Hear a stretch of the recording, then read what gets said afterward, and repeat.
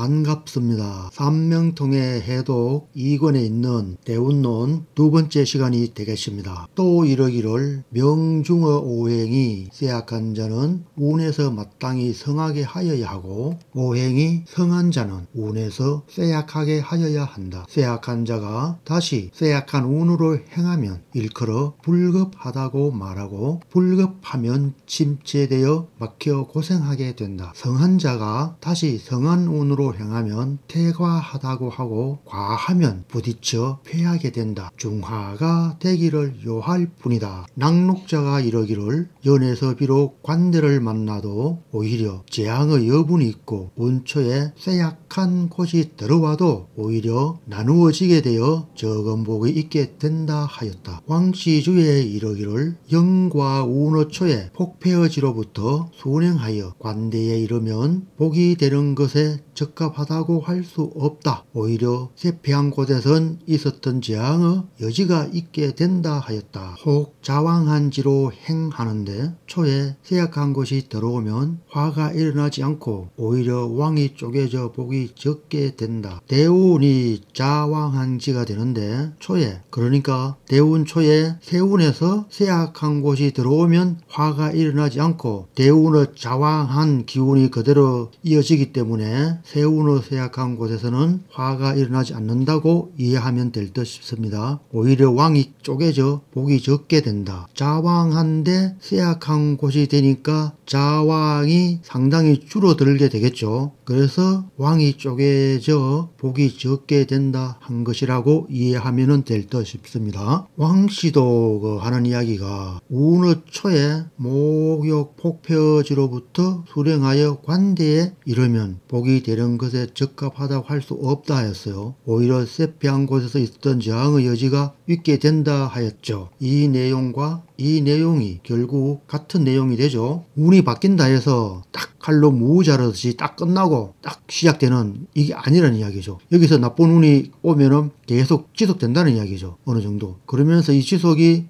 조금 좀 좋아지는 그렇게 된다는 것입니다. 다음을 또 보면은 행운을 소위 전후 5연씩 나누는 설도 있다. 요즘도 5연씩 나누어서 보는 문파들이 많죠. 갑자 대운이라면 전반 5년은 갑으로서 추리하고 후반 5년은 자로서 추리하고 이렇게 하는 문파도 많습니다. 대운론 처음에 대운의 그 구분이 나왔었죠. 개운되고 나서 전반 5년을 지지로 보되 천간을 참조하여 보고 대운의 후반 5년은 지지로서만 본다. 이렇게 하였었죠. 필자도 대운을 볼 때는 5연씩 나누지 않고 지지를 위주로 하되 천간을 참조하여 겸해서 그렇게 보고 있습니다. 호중자가 이러기를 통하는 것이 있으면 통하지 않는 것이 편안함이 있으면 오래가지 않아 재앙이 있고 교류하고자 하나 교류하기를 원하지 않고 더욱이 몇 번의 잔인한 재앙이 있다 하였다. 인생살이가 계속 좋게만 혹은 계속 나쁘게만 되지 않는 거죠. 항시 굴곡이 있을 수밖에 없다. 그런 말을 한 것으로 이해하면 될 듯 싶습니다. 기락적으로 말하면 행운이 쇠절한 곳에 있었는데 장차 기란지가 들어오면 쇠절한 운이 다 지났을 때 재차 어려움이 크게 발생하게 되고 운이 길하여 경사로 왔는데 앞으로 오는 운이 쇠절한 곳이 들어오게 되면 처음 들어올 때 반드시 재차 큰 복이 있게 된다. 이렇게 말하였습니다. 조금 전에 이야기했던 거죠. 좋은 운이 나쁜 운으로 교훈될 때 무 자르듯이 이렇게 딱 잘려지는 게 아니고 좋은 운이 왔으면은 나쁜 운이 들어왔어도 상당 지속되어서 나쁘게 된다. 이러한 말을 한 것이라고 하겠습니다. 또 설명하면 기운이 도착하여 먼저 복을 만드는 것이 아니고 흉운은 지나간 후에 비로소 재앙이 있게 된다. 곧 불은 불이 붙기 전에 먼저 연기가 나고, 그렇죠. 불이 붙기 전에 활활 타기 전에는 연기가 나죠. 물이 지나간 후에 오히려 습기가 많은 것과 같은 이치이니 마땅히 자세히 상세히 살펴야 한다 하였습니다. 결국 이 내용이나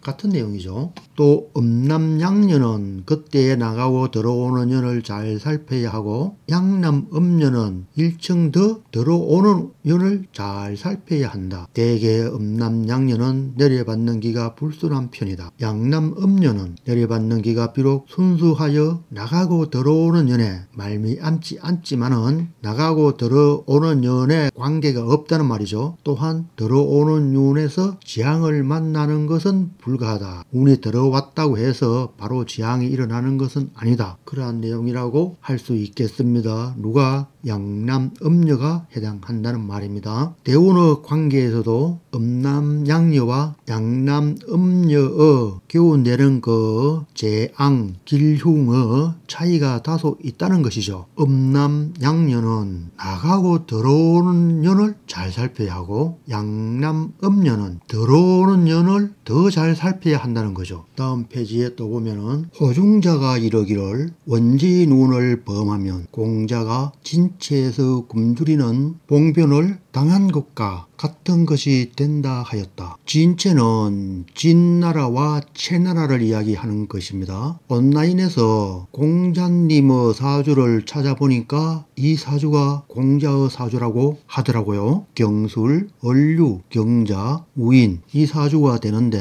원진운을 범하면 했거든요. 이 원진이라는 말이 새해를 뜻하는 것도 됩니다. 그리고 또 하나는 원진살이죠. 대모살이라고도 하죠. 그래서 필자가 이 단어에 관해서 상당한 고민을 많이 했거든요. 대모살이냐 아니면은 새해를 뜻하는 것인가. 요거 만민년 선생의 그 글들은 항상 먼저 이론을 설명하고 나서 호중자를 이러기를 이런 형태로 학자들의 말을 올렸어요. 그래서 이 원진이라는 단어도 사실 좀 살펴보면은 앞의 내용을 봐야 하는데 앞에서 우리가 읽었던 내용을 보면은 음남양녀는 그때에 나가고 들어오는 년을 잘 살펴야 한다 했거든요. 그러면 이 말은 새해가 되잖아요. 새로운 해가 들어올 때 즉 원진년을 잘 살펴야 된다. 이렇게 이 단어의 뜻을 해독할 수도 있지 않을까요? 그리고 또 이 원진은 원진살을 이야기할 수도 있어요. 즉 대모살. 그래서 공자사주를 찾아 올려서 과연 대모살이 있는가를 살펴보도록 하겠습니다. 연지가 술이니까 술에 대한 대모살은 사와 묘가 되죠. 양남음녀, 음남양녀에 따라서 다르잖아요. 양남음녀는 연지가 술일 경우에 대모살은 살이 됩니다. 공장님의 사주는 영간이 양간이잖아요. 그래서 양남에 속하잖아요. 그러면은 대모살은 사가 됩니다. 묘는 음남양녀에 해당하는 원진살이라고 할 수가 있겠죠. 그런데 술에서부터 술이 있으면은 앞뒤로 5번째거든요. 술, 해, 자, 축, 임, 묘. 묘가 5번째잖아요. 그리고 뒤로도 유, 신, 미, 오, 사 5번째가 되죠. 이렇게 5번째 있는 것이 많잖아요. 살 이름이. 자액살, 기문관살, 택묘살, 대모살, 원진살. 그래서 양남음녀를 따지지 말고 그냥 봤을 경우에는 술의 대모살은 묘가 될 수가 있죠. 하여간에. 그리고 61세에서 63세의 진체의 사이에서 굶주리는 그런 봉변을 당한 모양이었어요. 그래서 61세에는 경술이 어떻게 해요? 60세가 되죠. 그래서 경술 다음에는 신해가 되는데 그래서 61세에서 63세라고 하지만은 이 기록이 정확한가 또 좀 의문이 가기는 가죠. 기원전 550년, 551년 그쯤 되었으니까 지금으로부터는 2500년 전이죠. 그래서 경술년에 60세일 때 묘와 술의 관계는 대모살 즉 원진살이 되죠. 그래서 원진살 운이 묘에 해당한다고 할 수가 있지 않을까요? 묘에 대한 유연어, 세운어, 경술 즉 술은 역시 원진살이 될 수 있으니까 5번째에 해당하니까요. 그래서 원진묘와 세운어 다시 원진 이렇게 되었을 경우에는 흉이 발생할 수 있다. 이렇게 생각하여도 무방하지 않나 하는 생각이 들고 또 원진, 세운의 묘에 대한 원진은 술이 될 수 있으니까 새해에 원진이 범하면은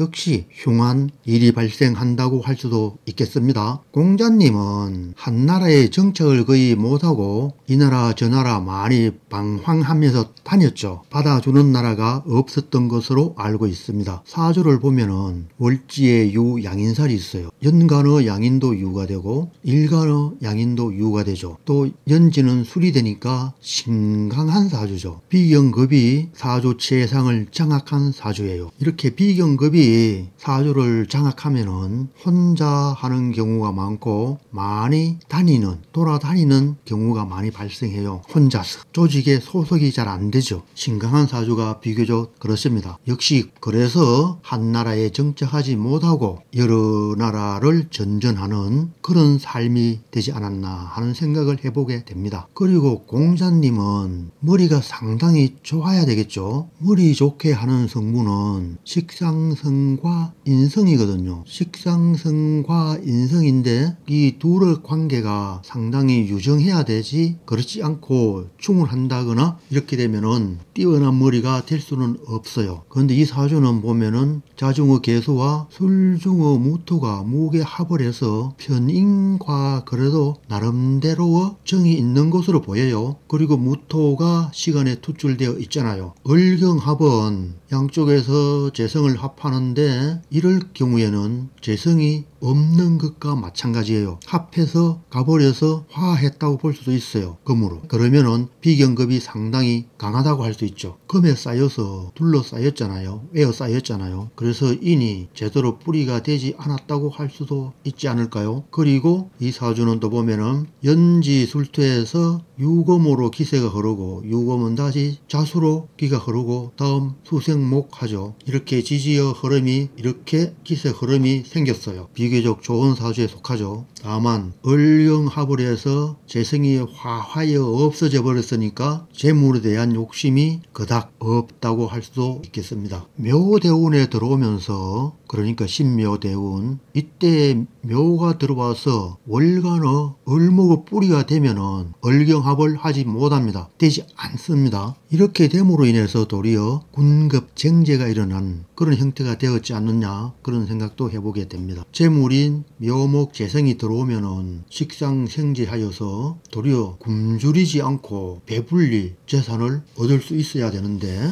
참 묘하죠. 60세 보면은 경술이고 그 전에 기유 무신이 되겠죠. 금기가 강해지는 그런 해가 되니까 군급쟁제를 진체에 있을 때보다는 벌써 당했죠. 당해서 그 결과치가 61세, 63세 이 사이에서 나타났다고도 할 수가 있겠습니다. 앞에서 이야기한 것 있죠. 나쁜 운이 들어왔을 경우에 나쁜 운이 끝나고 좋은 운이 들어왔어도 계속 지속될 수밖에 없다고. 신유술 세운에서 거지가 되는 운이 들어왔어 무 자르듯이 딱 끝나지 않고 신의 임자년까지도 지속될 수 있는 그러한 결과가 되었다고 할 수도 있지 않을까요? 이 대목은 주로 소운과 충년태세, 즉 세운과의 관계를 이야기한 것입니다. 요즘 우리들은 소운을 별로 사용하지 않죠. 그래서 그냥 넘기면 되지 않나 하는 생각도 하게 됩니다. 이렇게 하여 이번 시간은 논대운 두 번째 시간으로 마치고 다음 논대운 세 번째 시간에 계속해서 이어 살펴보도록 하겠습니다. 감사합니다. 안녕.